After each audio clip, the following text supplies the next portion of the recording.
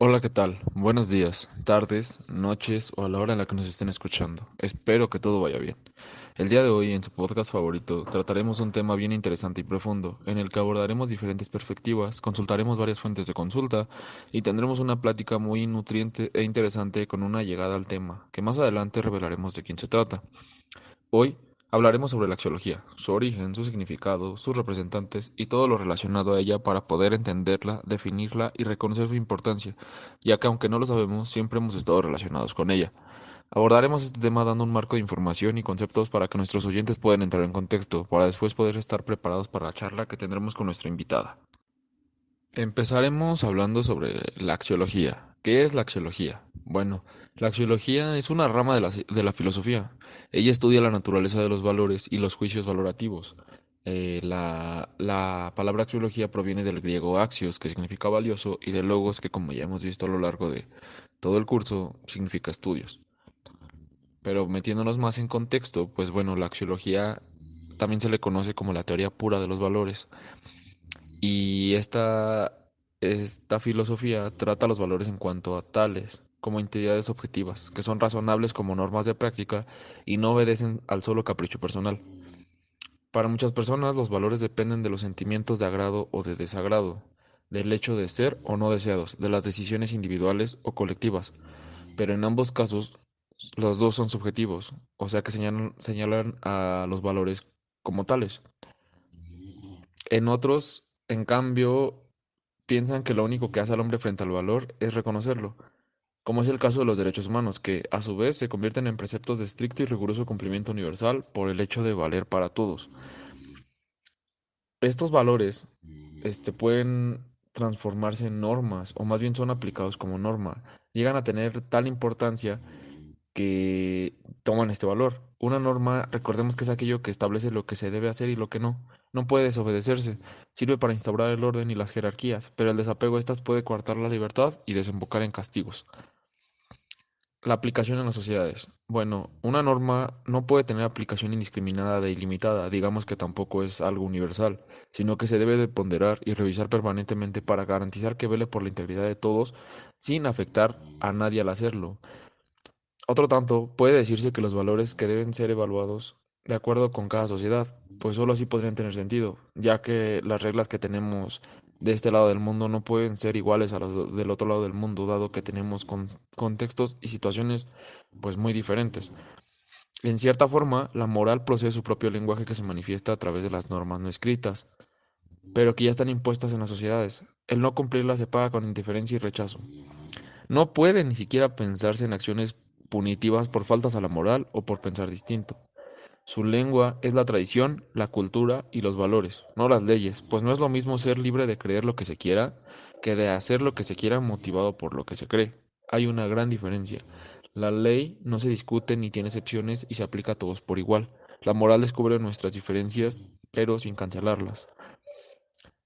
Eh, Aplicando estos valores, podemos educar a las personas. La educación no debe de ser vista de manera tan simplista solo como para dar información para hacer algo de manera apropiada. Pues, ¿qué pasa cuando lo que se nos ha enseñado como correcto parece que no lo es? O no nos basta para hacer frente a una situación que no se tenía contemplada.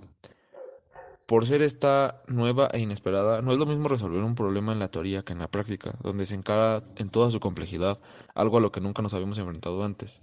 Como un ejemplo puede ser que estamos frente al colapso de una empresa con un futuro muy promisorio. Realmente la educación que hemos recibido, si se tratara solo de tener información para saber qué hacer como una manera de alguna base de datos, al estar frente a una situación así, pues no sabríamos qué hacer. La educación no solo es fundamentar cimientos, sino prepararnos. El ser humano está permanentemente abierto a nuevas cosas, a lo que no conoce, a lo que no entiende por falta de conocimiento y a lo que piensa que está mal, aunque no sabría decir por qué. Entonces, educar significa, primero, comprender el valor de lo que se nos enseña, su aplicación, el por qué y para qué lo aprendemos, y sobre todo, poner después en tela de juicio lo aprendido, aunque a veces parezca ineludible un acto de fe inicial, pues cómo poder dudar de aquello que no se ha conocido todavía, siendo necesario primero saber algo y más tarde preguntarse qué se sabe y si lo sabido es como debe de ser. Por último, tenemos como concepto a la educación moral. Y es que a veces educar va más allá de solamente aprender, como ya se los mencioné antes, pues requiere hallar las razones que den validez a lo que se sabe, o incluso buscar razones si no se tienen, o darlas si se piensa que no es correcto lo que se enseña. Un ejemplo es como cuando se llega a una nueva empresa y se cree que ya se cuenta con todas las competencias necesarias, hasta con actitud jactanciosa y hasta presumidos, esquivando el hecho de que la capacitación y la actualización son necesarias para estar al día, pues los conocimientos evolucionan y nacen nuevos problemas que demandan soluciones nuevas. Es totalmente burdo y anticuado el creer que se sabe todo y que estamos preparados para cualquier situación. Incluso lo mencionaban en una plática hace poco que nos fueron a dar en la carrera, que siempre hay que estar abiertos al cambio porque las necesidades, las problemáticas, todo va evolucionando y es imposible tener conceptos que puedan resolvernos todas las problemáticas que vamos a enfrentar en la vida porque la vida en sí es evolución. Entonces, como una conclusión o como una reflexión sobre todo lo antes mencionado, es que solo así el hombre llega a ser verdaderamente hombre, en la medida en que se humaniza, no por recitar como una letanía el conjunto de creencias que se nos enseña, sino por reconocerlas como suyas por convencimiento propio, haciendo el bien porque eso es lo que se busca. A continuación, pasaremos con la sección favorita del podcast y es la entrevista. El día de hoy se encuentra una invitada muy especial. Es una gran persona a la cual yo le tengo mucho tiempo de conocer y tengo el placer de decir que es mi amiga. Ella estudió la licenciatura de Filosofía en la Facultad de Filosofía y Letras de la UNAM. Aunque su empleo no demanda el 100% de su conocimiento adquirido durante esta etapa, siempre ha tenido grandes bases de distintos conceptos de la filosofía y de sus ramas. Aunque este tema lo trataremos de abordar de una manera amistosa y a modo de charla, trataremos de evitar entrar en un ambiente de muchos tecnicismos y palabras rebuscadas. Bueno, ¿qué tal, Beli? ¿Cómo te encuentras? Hola, Jos, me da mucho gusto saludarte, estoy muy bien, me encuentro muy feliz de estar aquí contigo y pues poder compartir este tiempo de calidad. Y pues poder terminar compartiendo un poco de mí. Ok, qué bueno es tenerte aquí. Como ya te lo adelanté, vamos a charlar un poco sobre la axiología, un tema que seguramente vas a recordar, y voy a hacerte un par de preguntas para reforzar el tema. ¿Estás lista? Claro que sí, Jos, con mucho gusto. Creo que ya diste mucha información sobre la axiología y no quiero volver a repetir algunas cosas que ya mencionaste. Así que para definir de una manera más práctica la axiología, pues solamente te diré que es un estilo filosófico de los valores humanos. También es una parte fundamental de la ética y pues una gran herramienta de la reflexión como sociedad.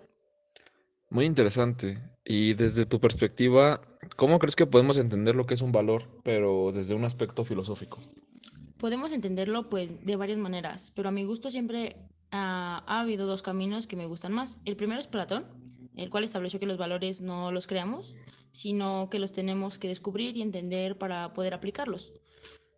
Se les ve como más como entes ideales, mientras que la teoría, mm, una disculpa, la teoría nominalista de los valores, pues esta nos señala que los valores son subjetivos a los seres humanos, que las cosas son como nosotros las veamos, pero esto no significa que en realidad tenga esa cualidad. Mira, dicho esto, podemos definir como valor aquello que no tiene ser, sino un valer. Es un atributo o una cualidad. Los valores son objetivos, tienen una cualidad y jerarquía. Una acción moral es la aplicación de un valor positivo. Ok, es bien interesante escucharte. ¿Cuál crees que es uno de los puntos principales de educar precisamente a las personas con valores, de basar la educación en casa con valores? No solo ya por costumbres o cosas que nosotros queremos, sino ya fomentar esta educación en base a estos valores. Pues mira, técnicamente es otorgar información para poder decidir adecuadamente cuando nos encontramos en un dilema, para poder hacer lo que sea correcto, aunque esto pueda o no gustarnos. Y entonces, ¿cómo se le puede definir a una educación moral? Esto significa someternos a discusión a nosotros mismos y a lo que es correcto para la sociedad cuando estamos frente a una situación que desconocemos, siempre teniendo como objetivo, pues, hacer lo correcto. Ok, es demasiado interesante hablar contigo. Nos encantaría quedarnos todo el día platicando. Lamentablemente tenemos que terminar este podcast por cuestiones de tiempo. Así que yo me despido haciéndote la siguiente pregunta. No sin antes agradecerte mucho por tu tiempo y por tu ayuda. Sabes que te deseo siempre lo mejor y espero que sigas teniendo una gran vida. La última pregunta es, ¿Qué importancia tiene para ti la axiología? Qué lindas palabras, estimado amigo. Fue un gusto compartir este tiempo contigo. Muchas gracias a ti por contar conmigo para este proyecto. Sabes que te deseo lo mejor y te deseo un gran día. Para responder a tu